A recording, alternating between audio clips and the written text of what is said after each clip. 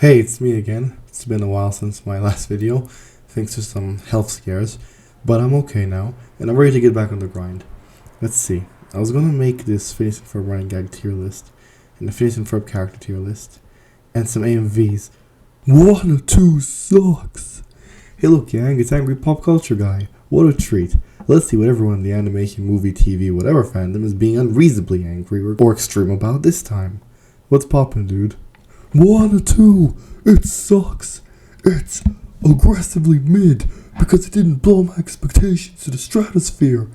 It feels like a TV show, which I'm definitely not saying because it was revealed to be one. It's making a lot of money, which means Disney will make more sequels and less originals, which I totally watched and definitely didn't ignore. Say I hated them when they came out, decided they were bad before they were out. You know, Elio is an original coming out next year. I'll be too busy watching a real movie. Ballerina from the John Wick universe, or maybe 28 years later. Aren't those a spin-off and a sequel? Shut up!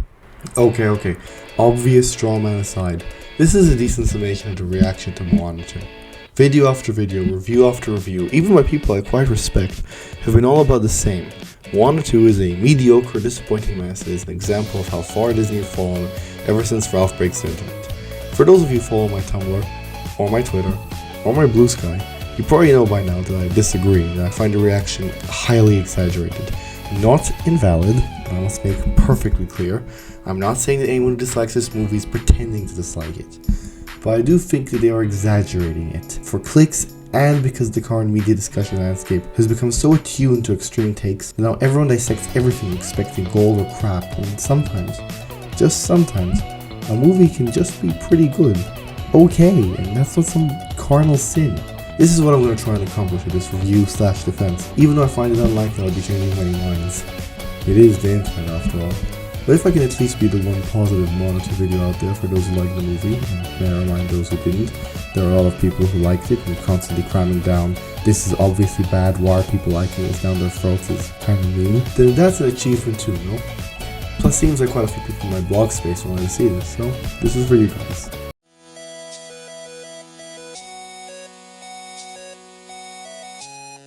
Okay, so first things first, let's actually recap a little. What is this movie about? How did it come to be? And what do I even think of Moana as a franchise?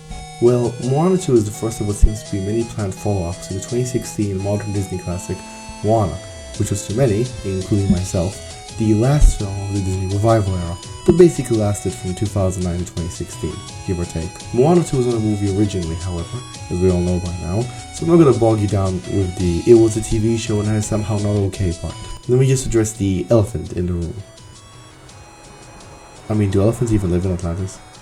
Yes, I know.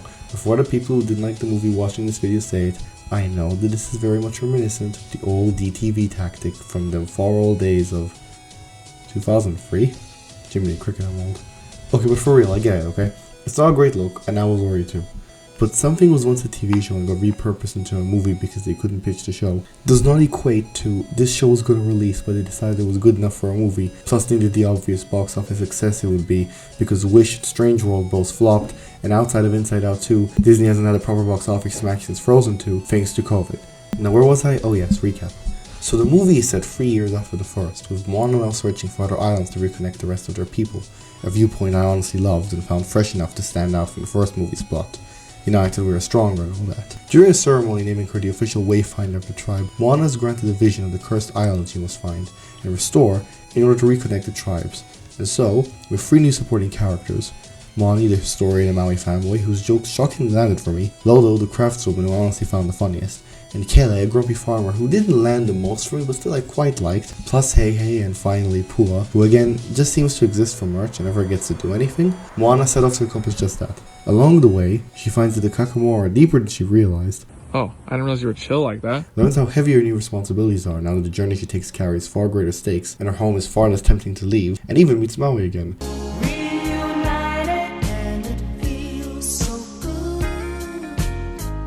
Who helps her get over her New York. One cool finale later, and bing bang boom, we got reunited tribes and a fun setup for a third movie, or perhaps a TV show, how ironic.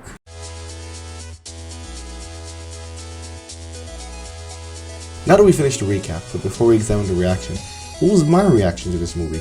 Well, look, it's not perfect, obviously. The songs aren't as good as the first, though I find the sudden cries from Lilo and Miranda a little hypocritical after years of hearing how overrated it was from everyone.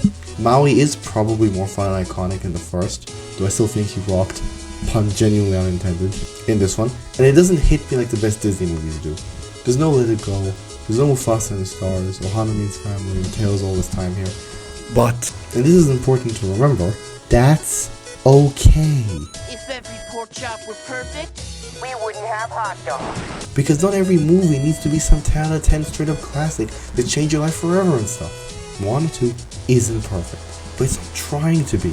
And I realize that sounds like me saying settle for mediocre, but it isn't, because again, not everything has to be perfect. Take for example, 101 Dalmatians. Is that a perfect movie? By no means. Its animation style is lovable, yes, but it's easily one of the cheapest ever used by the company. Its characters aren't deep, the only truly iconic one loved because of how shallow she is. Its plot is pretty standard, parents lose puppies, find them, bring them back at the end, and even its music is limited to one, granted iconic song, and that's it. It has no deep themes or messages, no grand statement about life or even the medium of animation. It's about as simple as it gets, yet people deem it a classic. A must watch for any Disney fan, surely at least a B tier for most.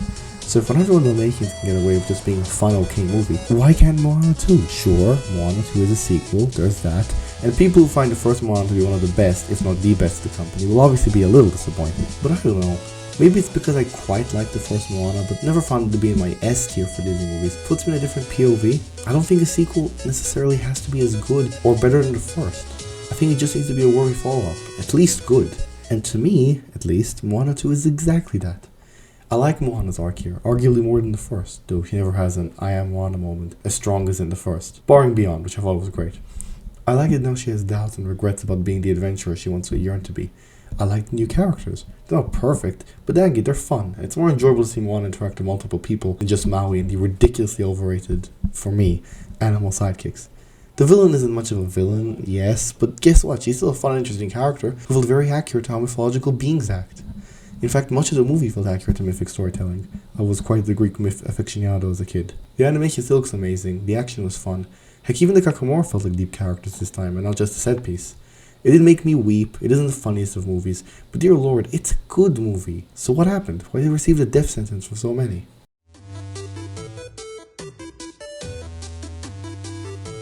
Look, we have a few complaints to sift through, so let's go one by one. Hey, I saw you on TV last night! First, the TV show complaint. We get it. It was a TV show. It feels like one. You can see where the episodes start and finish. Guess what, people? So many movies could be summed up like that. So many, including the first Moana. Here, check this out. Episode 1, Maui Prologue, Baby Moana, up to her decision to head out. Episode 2, Moana finds Maui, survive the Kakamora. Episode 3, Tamatoa. Episode 4, Moana and Maui start bonding until boom, he's too scared and Taka is here. Episode 5, Maui comes back in the nick of time, they stop Taka and turn her back to Te Fiti. The end. Oh, would you look at that? That almost sounds like a TV show. Almost as if mythic storytelling, which is what the Moana movies are trying to do, are based in episodic writing, since most myths were just that, episodes of the overall story of the Greek gods. Heck, want another example just in case? How about a certified Disney classic, Mulan? Surely that can't be summed up that way. Ahem. Episode 1, Shan Yu invades, Mulan is an outcast, chooses to go out there to save father. Episode 2, Mulan introduces Ping to the army after meeting Mushu. Be a man. Episode 3, bonding, then the village battle. Episode 4, Mulan has been exposed but chooses to keep fighting and stops Shan Yu. The end. Now, obviously this doesn't fit every movie, but that's not the point. The point is that just because something might feel like a TV show doesn't automatically make it inferior. Plus, personally, I couldn't see the episode starting and ending. And even if I could, I think I just proved that's not some glaring flaw. Next, let's focus on the exaggerated language of the reviews. From what I can see, Moana 2 is aggressively mid, terrible, a bad movie, a total failure, an embarrassment, etc. Because the people who watched it just didn't like it. I know, that sounds super obvious, but let me explain myself. Ever since COVID, basically, people's reactions to pop culture have changed drastically. All you hear these days are words and phrases such as woke trash, mid, peak, we are so back, we are so dead, etc, etc, etc. MCU, Star Wars, animation, etc. Everything is now subject to these buzzwords and debates on whether or not it was perfect enough to make me ascend. No one ever just states their opinion about a level of snobbishness or contempt to it. Many people will watch this thinking I'm angry at these people for not liking Moana 2. Far from it. They're allowed to dislike it, just like I'm allowed to like it. I'm not interested in shutting up opinions. My problem is that often, these reviews haven't been, well, I personally did like Moana 2, and I'm more like, Moana 2 is trash, and if you like it, you are dumb, because only my opinion is right. No, no, no, no, no, no, no, no, no, and I'm just sick of it. Even the reviewers I named before, obviously not perpetrating that, have used quite exaggerated language in their reviews, seemingly because the YouTube algorithm rewards it. Again, not saying the reviews aren't valid. I guess I'm just asking for calmer language, for a review not to make me feel bad for liking a movie, for the ability to just accept that not every movie is gonna be perfect. I really hope I'm getting my message across here, because I'm worried people will take from this that I'm against people hating this movie. I am not. If you truly hated it, go ahead, hate.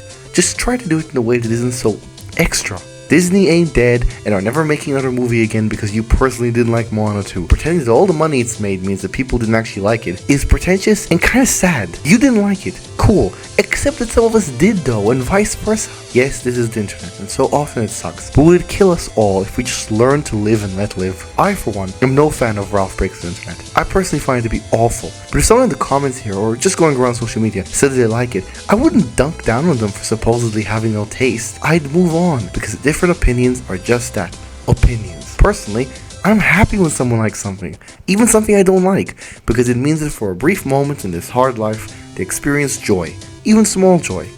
To me, that's beautiful. So yeah, that's my take on Moana 2, a mini review and a major defense it ended up being. I do wish the conversation in this movie wasn't just about whether or not it's good or bad. So I'm thinking I might make a video just talking about what actually happens in the movie, what I liked, my thoughts on the potential sequel TV show and stuff. Not sure how to do it exactly. Maybe we'll call it like a lore video or something and just talk about the movie as fans. That could be nice. Because, you know, doesn't always have to be just negativity. I guess I did say what I like about it here, but I can go more in depth is what I mean. And you guys in the comments can discuss what you liked about it. Basically, let's give the fans of this movie a video where they can just like it instead of defending it. So look forward to that once I make the 2 Phineas and Ferb tier list vids, which I hope would come in the following days, but you know, it's Christmas is soon and everything, so might be a bit busy. Maybe post-Christmas. Anyway, I'm Sunny, and this was the Hyperfixation Corner. Thanks for watching.